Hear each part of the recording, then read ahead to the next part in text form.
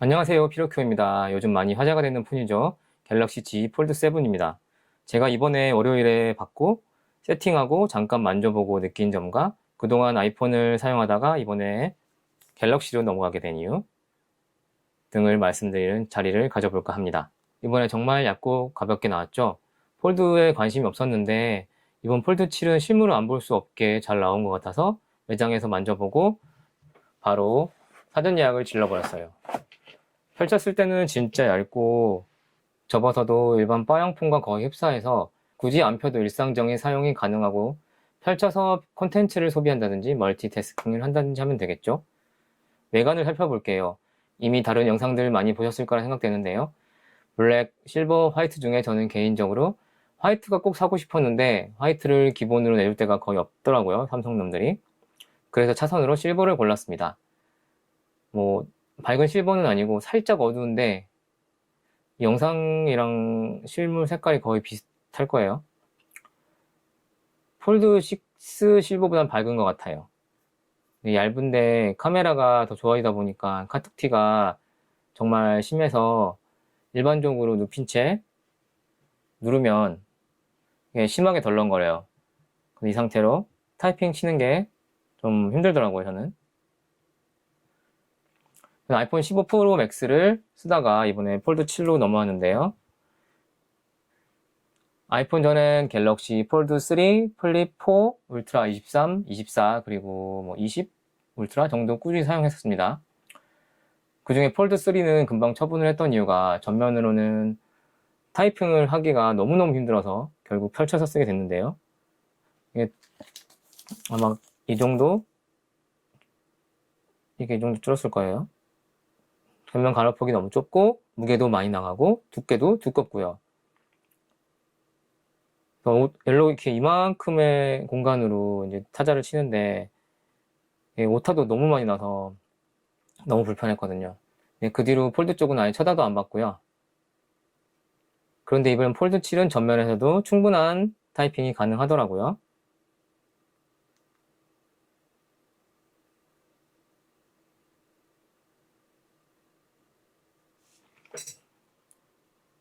이렇게 보시면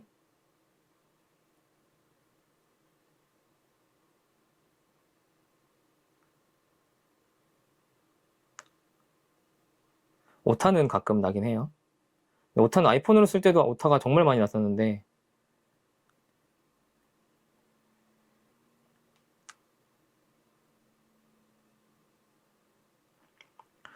안녕하세요, 피오큐입니다. 전면으로 타이핑 중입니다.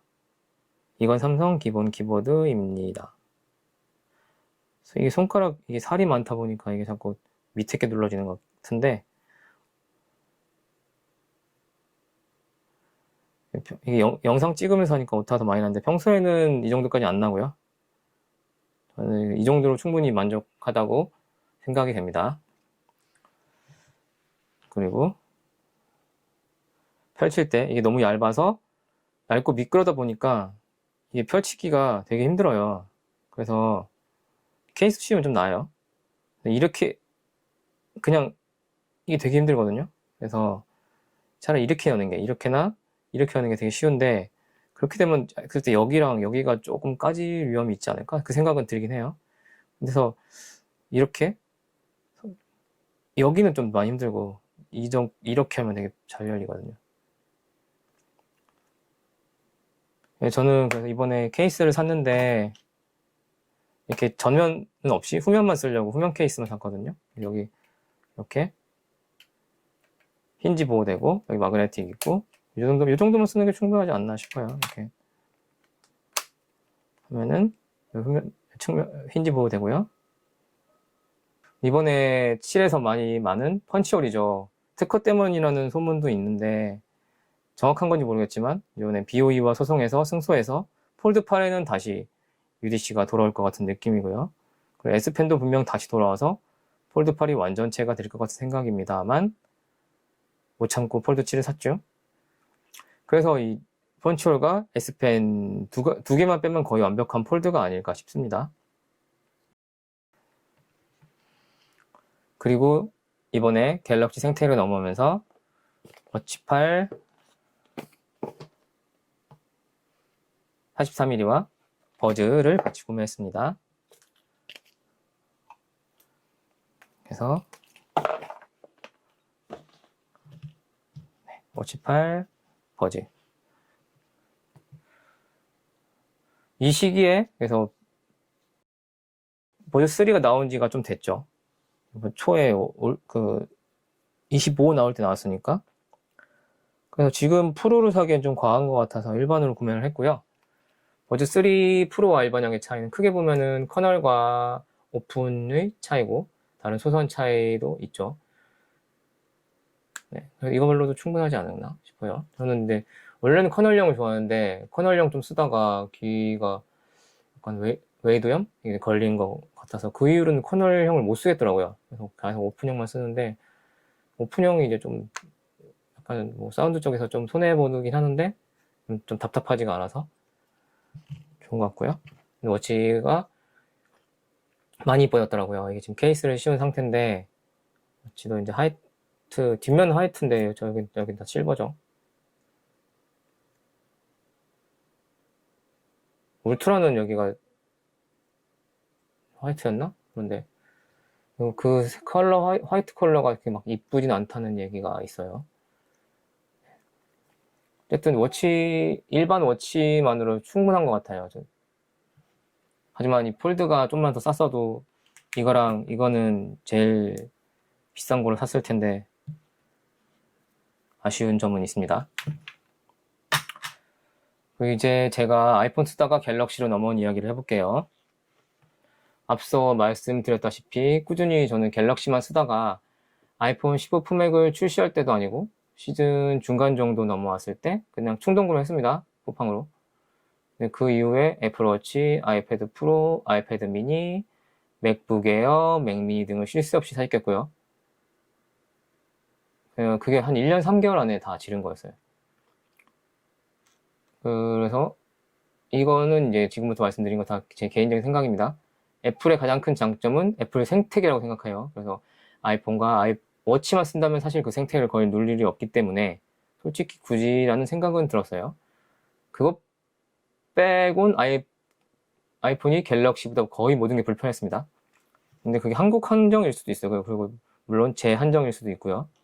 첫 번째, 직장인이다 보니까 매일 출퇴근과 식당 같은 곳을 가겠죠. 그럼 카드는 꼭 필수로 들고 다녀야 되는데 22일이죠. 폴드 7 개통날. 그날부터 아이폰도 티머니가 되기 시작했는데 딱 저는 그날 아이폰 접고 갤럭시로 넘어온 날이기도 해요. 묘하게 시기를 그렇게 겹쳐서 일부러 노린 것 같기도 하고. 폴드 7 나올 때 아이폰에서도 애플에서 대응을 해야 되는데 다른 건 없으니까 그래서 그날부터 아이폰도 티머니가 되기 시작했는데 아이폰 티머니 내용을 알고 보니 일단 현대카드 필수고요. 계좌이체 가능한데 수수료가 나가고요. 이건 진짜 선 넘었다고 생각하고요. 뭐 안 되는 것보단 낫다는 생각입니다. 애플페이가 이제 전 지역에서 된다고 하지만 안 되는 것도 훨씬 많고요. 그거 하나 믿고 카드 없이 밖에 나가기엔 리스크가 너무 크고요. 그 부분이 저는 제일 불편했어요. 카드를 늘 들고 다녀야 된다는 거. 그리고 저는 가족이 있는데 제 개인 카드랑 가족 카드 이걸 번갈아 가면서 쓸 때가 있어요. 그래서 갤럭시는 그게 가능하잖아요. 삼성페이에 넣고 다니면 되니까. 그래서 거기서 언제든지 골라 쓸 수 있는데 얘는 그게 안 되잖아요. 그래서 실물 카드를 꼭 들고 다녀야 된다. 그게 제일 불편했고요. 그리고 두 번째, 애플은 쓸데없는 고집이 많은 것 같은데 뒤로 가기는 왜 이렇게 안 만드는지 모르겠어요. 1년 넘게 뒤로 가기는 적응이 안 되더라고요. 그게 지원되는 브라우저에서는 이게 뒤로 가기 넣으면 되는데 갤럭시는 이게 뒤로 가기가 늘 있죠, 밑에. 근데 그 지원되는 브라우저 외에 뒤로 가기가 이제 스와이프밖에 없는 거죠. 이게 없는 앱들이 너무 많잖아요. 그게 정말 불편해요. 저는 그랬어요. 세 번째 페이스 아이디인데 페이스 아이디가 편할 때도 있는데 폰을 열려면 꼭 폰을 봐야 되잖아요. 눕혀놨을 때도 눕혀놨을 때 열려면 방법이 없는 거예요. 이렇게 해서 봐야 되고 고개를 앞으로 내밀어서 폰을 이렇게 살짝 든다든가. 근데 이게 지문인식은 이렇게 하면 닫다 대면 열리죠. 네, 그런 경우도 있고 지하철 탈 때 마스크를 꼭 쓰는데 그때는 정말 안 돼서 패턴을 꼭 항상 패턴이나 비밀번호를 써야 돼. 전 패턴을 쓰는데 써야 했고, 툭하면 페이스 아이 안 되고 패턴을 쓰라고 얘가 아이폰 시켜요. 그래서 그 지하철에서 사람들 많은데 이걸 패턴을 입력하기 되게 싫은 거죠. 사람들이 볼까봐. 아, 물론 뭐 이렇게 별 상관은 없겠지만 저는 이제 그런 성격이라. 그래서 페이스 아이디보단 전 지문이 그 코입니다. 그리고 네 번째, 갤럭시 쓸 때는 이제 갤럭시가 이래저래 손볼 게 많다. 뭐 이렇게 이래저래 뭐 그 이것도 밑에도 막 서랍도 만져줘야 되고 막 손봐야 될 게 많다라고 했었는데 아이폰을 써보니까 아이폰이 그런 쪽으로 훨씬 더 귀찮은 일이 많더라고요. 몰라요. 그게 막 꼭 집어서 말을 못 하겠는데 이게 그 소소한 게 복잡하고 불편한 게 아이폰 쪽이 좀 많았던 것 같아요. 네, 그 반박시 님 말 다 맞다고 생각하고요.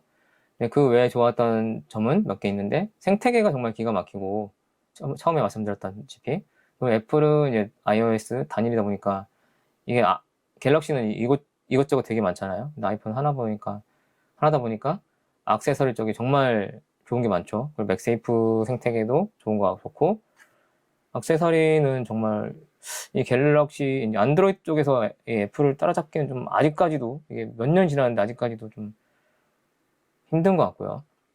그리고 카메라 쪽은 사실 저는 개인적으로는 갤럭시고 영상은 정말 아이폰이라 생각되고요. 아이폰은 영상은 정말 끝내주는 것 같아요. 그래서 이제 애플 거는 다 처분을 할 생각이고요. 혹시 또 모르죠. 사람 마음이란 게 언제 다시 돌아올지. 애플 폴더블이 나온다고 하는데 사실 1세대는 무조건 삼성 것도 마찬가지예요. 삼성도 그 G 시리즈 폴더블이 나오면은 1, 2, 한 3세대까지는 계속 지켜봐야 된다고 생각하는 쪽이니까 아이폰도 폴더블이 나오면 한참 남았죠. 1세대는 무조건 거르는 게 맞으니까 일단 그때 되면 다시 가지 않을까 싶기도 하고요. 애플 아이폰 17이 디자인이 아직 뭐 확정된 건 제가 못 본 것 같은데 너무 선 넘은 것 같고 일단 이거 2년으로 AI 클럽을 해놨으니까 이건 2년을 쓰지 않을까 싶은 생각입니다. 네, 오늘은 여기까지입니다. 감사합니다. 피로크였습니다.